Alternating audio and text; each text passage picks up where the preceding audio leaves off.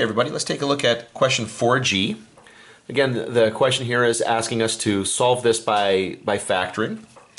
And so it's everything's over on one side of the equation. It's equal to 0. That's exactly what I want. So now I'm looking for two numbers whose product is 9x squared and whose sum is 6x. And because the product is 9, it's pretty quick to see that this has got to be 3x and 3x. So we'll put our binomial, or the brackets for the binomials there.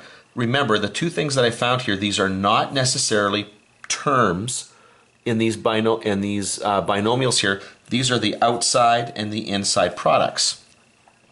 Now, the first two factors have to have a product of 9x squared, and the outside product has to be 3x. So this one right here has got to be a factor of 9x squared and 3x.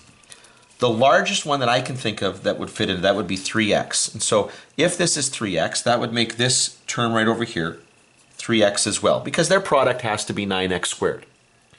If the outside product is 3x, well, the 3x is right here.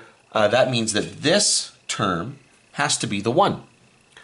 And the inside product here, again, is also 3x. There's the 3x right there. So that product right there, so that term there, also has to be a 1. Now, to solve this, to finish the solution here, I'm just going to erase that little bit of help that I gave myself.